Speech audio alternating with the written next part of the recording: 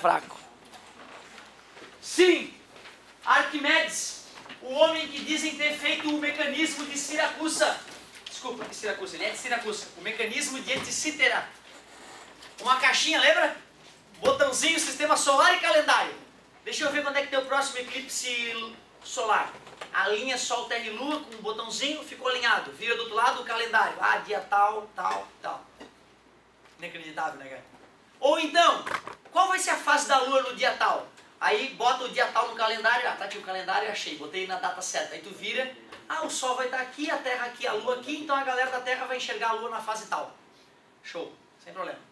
Incrível, né, cara? A galera acha... É tão absurda essa ideia de um cara de 300 anos antes de Cristo, 2.300 anos antes do Filho de Deus aparecer na Terra, que o cara descobre essa máquina fantástica e miraculosa que prevê o futuro, considerado o primeiro computador do mundo, né? Um computador mecânico, construído com engrenagens. É revoltante, eu fico puto, maldito Arquimedes. Por que eu sou tão normalzinho? E o Arquimedes tão foda? Agora olha só. Você sabe como que ele fez isso? Cara, não tá claro ainda. O fato, o que nos parece é que a nossa história está toda muito mal contada. Que só mais modernamente a gente começou a documentar as coisas. Antes as pessoas não documentavam as coisas. Então é muito provável que a nossa tecnologia, há 2, 3 mil anos atrás, era muito maior do que a gente supunha. Então outros estudiosos já tinham criado soluções para o movimento dos corpos celestes que foram perdidas e depois tiveram que ser redescobertas no futuro. Certo? Então acredito que seja isso. Mas não está bem claro ainda quem foram os caras dos quais ele aprendeu isso, certo? Mas ele não deve ter descoberto tudo sozinho, né? Ele deve ter tido professores maravilhosos que o ajudaram. Então a cultura humana é muito mais do que a gente imagina, é o que aparentemente tem aparecido. Arquimedes teve outras sacadas muito mais simples que ficaram famosas. Uma delas é a ideia de densidade. Densidade. As pessoas confundem muito densidade com um peso, com massa. A galera fala, ah, o chumbo é pesado. Não sei de onde. Se tu pegar uma grama de chumbo, é que nem uma grama de pena. É que nem uma grama de bosta de vaca, é uma grama. Então dizer que o chumbo é pesado é uma afirmação popular absolutamente enganosa e errada. Tu não vai precisar, ah, chumbo é pesado, não, seu idiota, né? Não, tu não vai falar isso, tu vai entender que é uma pessoa leiga, não iniciada na física, mas a partir de hoje tu é iniciado na física nessa matéria. Então tu vai aprender a falar, o chumbo é denso. O chumbo não é pesado porcaria nenhuma, ele é denso. O algodão, ele é pouco denso, ele não é leve. Se 1 tonelada de algodão cair na tua cabeça, tu morre. Ah, não morre, senhor, morre? Algodão compactado? Ou tu acha que eles levam algodão para a indústria num caminhão gigantesco, assim? Não dá, né? Tu compacta o algodão em fardos bem espremidos, tu joga na cabeça do cara e mata o cara. Então, algodão não é leve. Algodão é pouco. Ou seja, o que importa para a gente entender se o material é denso ou não é só a sua massa. É a relação massa-volume. E dizem que um dos primeiros caras a perceber isso foi o grande Arquimedes de Siracusa, 300 anos antes de Cristo. Certo seria dizer, X quantidade de chumbo é mais pesado do que a mesma quantidade de pena. Sim, um volume de chumbo tem mais massa do que o volume equivalente de pena, de ar, né, de coisas menos densas que chumbo. Ouro, o mesmo volume de ouro e de chumbo, qual que tu acha que é mais denso? O ouro, cara. 1 metro cúbico de chumbo, 1000 litros de chumbo, pesa 8,9 toneladas, se não me engano. Certo? E de ouro vai para 11 e pouco. E tem cara que é mais denso ainda, tu acredita? Ano passado nós falamos sobre esse cara, né? O ósmio. O ósmio é o material mais denso da tabela periódica. Se eu não me engano, dá 20 e poucas gramas por centímetro cúbico. Cada litro pesa 20 e poucos quilos. É assustador. O que é D? O que é M? E V? Então eu te pergunto, qual é a unidade de densidade no sistema internacional? No sistema internacional, também chamado de MKS, M de metro, K de quilo, ou para ficar mais preciso, quilograma. E S de segundo. E aí, qual dessas 3 unidades nós usamos para massa? Quilo, quilograma. E volume? Metro é para medir tamanho. Para medir um volume tem que medir metro assim, assim é assado. E multiplicar, não é? Metro cúbico. Metro cúbico. Logo, a densidade de unidade, a unidade de densidade no sistema internacional é quilograma por metro cúbico. Mas é muito comum a galera receber a unidade de densidade em outra forma. Claro, por exemplo, a densidade... peraí. Massa específica. Alguns livros chamam de Mi, eu gosto de usar Mi, mas ultimamente a UFSC tem usado a letra grega Rho para te estimular a pensar como a UFSC o faz. Olha só a definição de massa específica. Ué, exatamente, é isso que eu gosto de escutar. Ué, mesma porcaria, né? M, V, ué, porcaria é essa? Tá, isso aqui é a letra grega Rho. Rho. Essa aqui é a letra grega Mi, eu gosto de usar o Mi. Depois eu vou te explicar por quê, para falar uma babaquicezinha clássica. Mas a UFSC tem chamado de Rho. Então vamos chamar Rho. É um P manco ali mesmo. Ou um D, virar de cabeça para baixo, manco. Seria a mesma uma certa quantidade de massa que a chuva. Pois é, mas o fato de ter nomes diferentes deve ter uma justificativa, não deve ser só doença da galera atual, né? A ideia é a seguinte, ó, densidade vale para tudo. Qualquer corpo tu pode ir lá e calcular a densidade dele. Pegar a tua carteira. Quero calcular a densidade da carteira. Boto ela num instrumento para medir a massa, chamado de balança. E como é que calcula o volume? Bota na água, com medidas, vê o quanto a água sobe e calcula o volume. Essa foi a sacada do Arquimedes que gerou aquela historinha dele sair correndo pelado pelas ruas de Siracusa. Não sabes dessa? Eureka? Porra, cara, eu já contei essa história pra vocês, é que eu não resisto. Galera, esquece só mais uma vez, me perdoa. O rei de Siracusa, rei é foda, né, cara? Rei é um cara que tem o ego nas alturas. E se ele tá apaixonado, se a pessoa normal apaixonada se tatua, tu imagina o rei. O rei, ele manda fazer castelo. Ele compra coroas e joias e top de presentes. E ele, apaixonado pela sua rainha, queria presenteá-la com a melhor das coroas. E queria que fosse uma coroa com uma quantidade de ouro absurda. Então ele pegou o ouro puríssimo do ourives, né, da mina real dele, e entregou pro ourives real, pro cara que, certo, fabricava as joias de ouro, os joalheiros reais. E o joalheiro foi lá, muito sabiamente pensou, né, porra, bicho, o cara tá muito apaixonado, que doido, pra que tanto ouro, né, bicho? Ele tirou um pouco daquele ouro, acrescentou quantidade igual de prata, porque na mistura é difícil identificar quanto de ouro tem, né, se não fizer uma análise um pouco mais aprofundada. Resumindo, ele pegou um pouco do ouro pra ele, botou um pouco mais de prata, ninguém vai perceber mesmo, o cara tá apaixonado, e pum, fez uma puta de uma coroa. E aí chegou meses depois, né, querido rei, está aqui a sua coroa para presentear a sua bela amada. O rei sentiu algo estranho, talvez na voz trêmula do ourives, sentiu alguma coisa estranha. E ele assim, esse filho da puta me roubou ouro. Esse cara me roubou ouro, vou mandar matar esse cara. Só que ele não queria fazer isso, é porque é outra época, né, galera? É outra época. Ele não queria fazer isso injustamente. E quando o rei tinha um problema que não dava de resolver, chamava quem? Arquimedes, que era um cara conhecido, construtor de navio, resolvia problemas absurdos, tinha um mecanismo de antecítera na casa dele, então a galera queria fazer uma consulta astronômica, ia lá no Arquimedes e fazia uma pergunta, Arquimedes, daqui a tanto dia, qual é a fase da lua, certo? Então era um cara foda. Chama o Arquimedes que eu preciso falar com ele, disse o rei. O rei, pois não, era o rei, o Arquimedes se apresentou, Arquimedes, aconteceu assim, assim, assado, contou a historinha. O Arquimedes foi para casa pensando, vou pegar esse ourives. Vou ver se o cara mentiu pro rei ou não. E aí ele foi amadurecendo a ideia de que uma quantidade de prata pura deve ter uma relação peso, massa e espaço que ocupa. Uma quantidade de ouro puro deve ter uma relação diferente entre a massa e o volume ocupado. Então, se eu fizer algum tipo de experimento para achar relação entre a quantidade de ouro e o seu volume, o volume de ouro e a sua massa, o volume de prata pura e a sua massa, eu vou conseguir fazer o mesmo experimento com a coroa e vou descobrir se a coroa é feita só de ouro, só de prata, ou qual é a proporção de ouro e prata acumulada. Na época do Arquimedes, balança era uma coisa cotidiana, as pessoas usavam balanças, né, rudimentares para aferir a massa dos objetos. Então não foi difícil para ele pegar uma pepita de ouro puro, uma pepita de prata pura e botar na balança e ver a massa delas. Só que como a pepita tem um formato irregular, ele ficou com dificuldade de calcular o volume. E aí veio a sacada, ele estava tomando banho na casa dele, tinha banheira, cara, em 300 a.C. na casa do Arquimedes. A galera bem de vida tinha água corrente nas suas casas. Foda, né?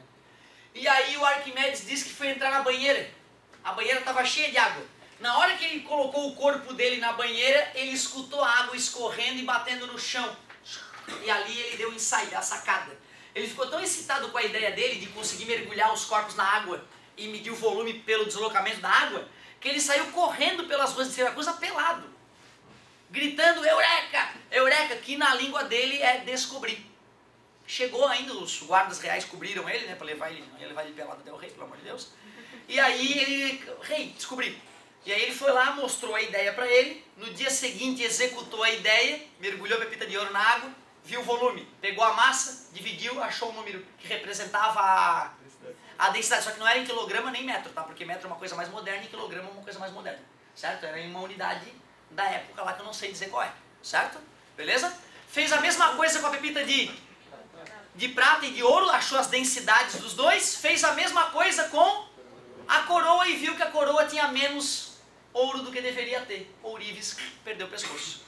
Mataram Ourives. Certo? Mataram Ourives. Naquela época a coisa era mais, imagina, no Brasil não era política, a gente fosse assim, os caras estavam tudo morto já. Ô galerinha, como a ideia de densidade mais específica foi ficando refinada, a galera percebeu o seguinte, ó, quando eu quiser calcular a densidade de um corpo, eu vou chamar de densidade, mas quando for de um material ou de uma substância,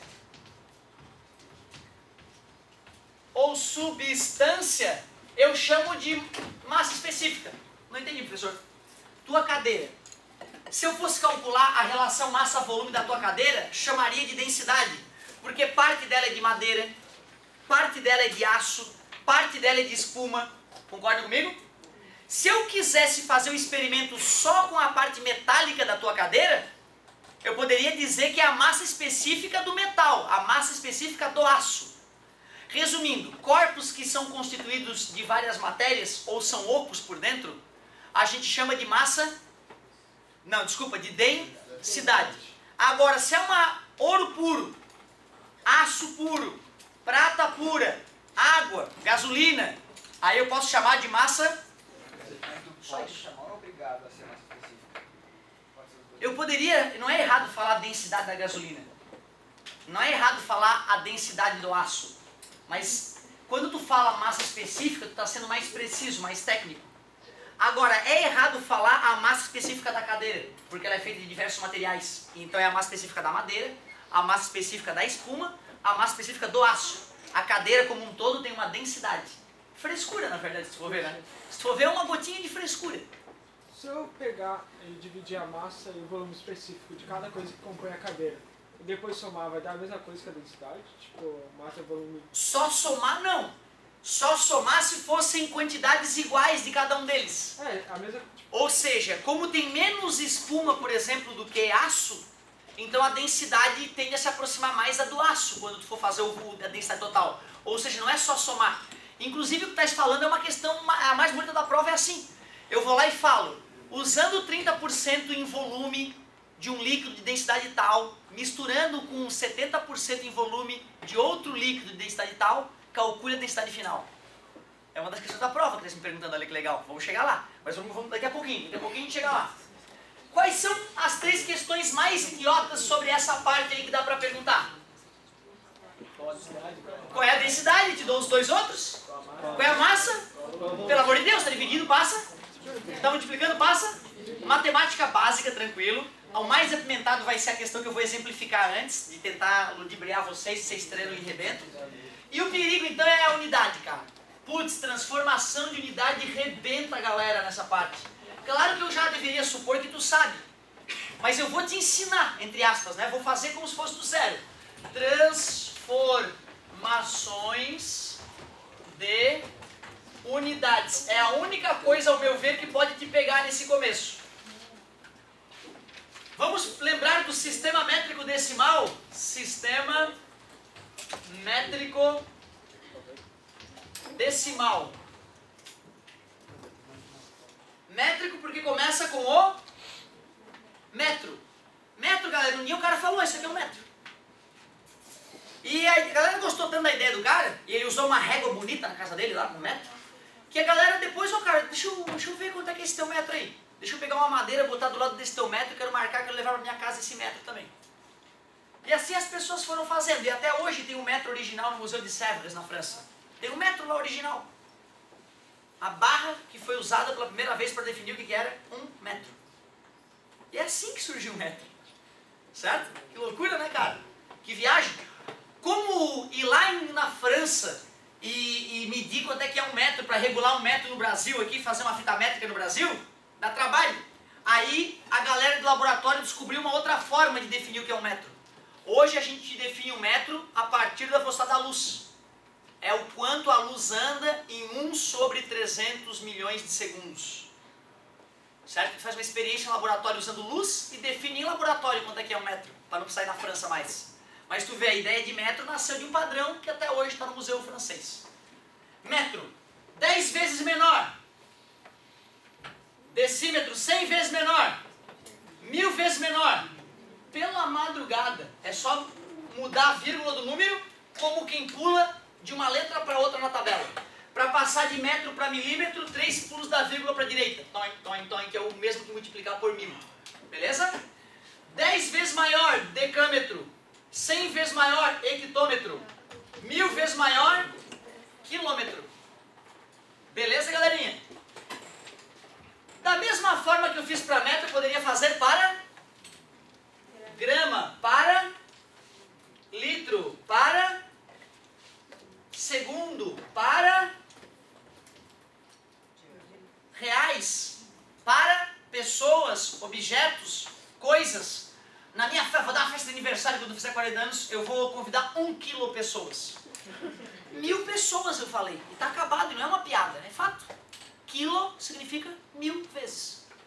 Só isso. É óbvio que todos vocês já sabiam isso. Porque se tu não sabia disso, pede ajuda. Uma coisa muito negra, grave está correndo na tua vida. Certo? Beleza?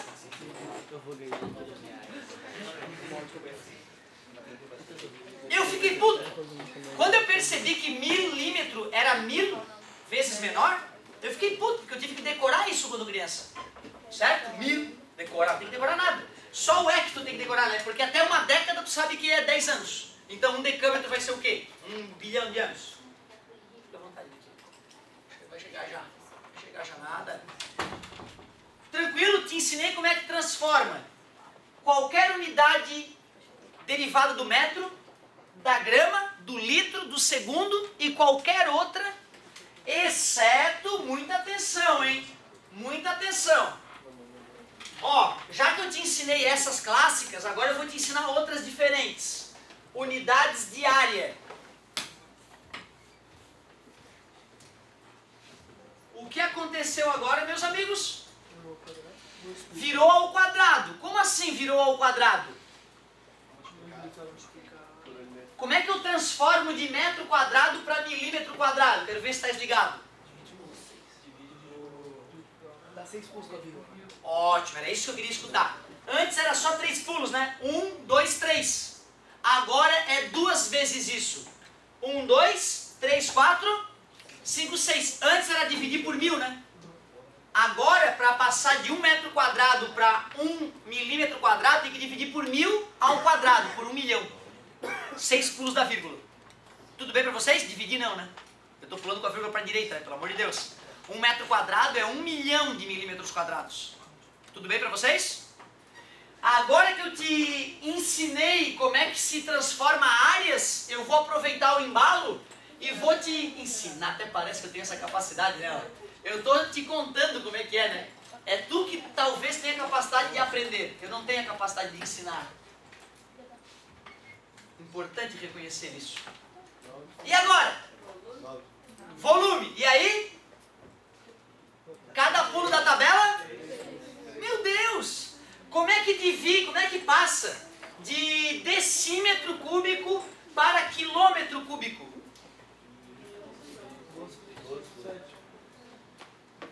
Deixa eu ver, era aqui, né?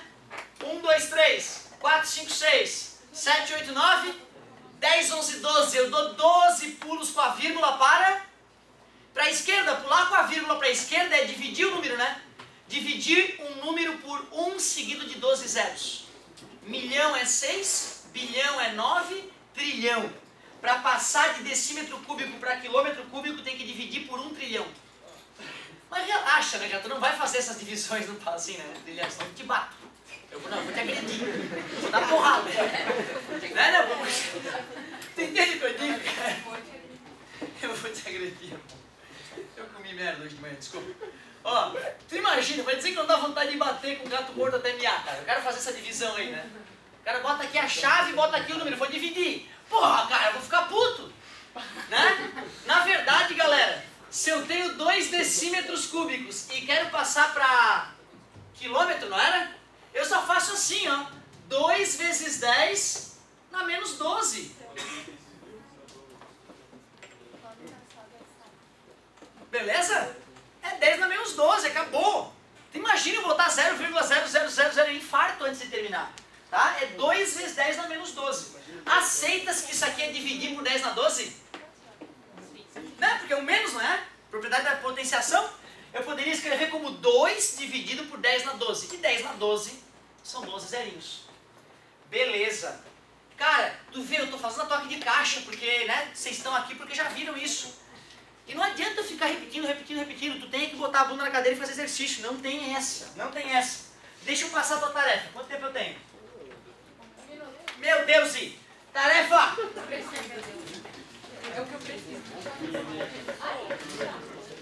Ó, páginas 27.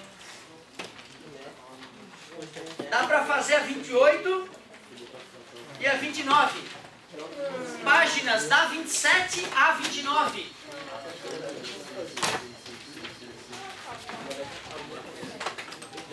Depois a Alessandra tem Eu corrigi alguma coisa antes. Ia ser pior aula. um objetivo. 10 minutos.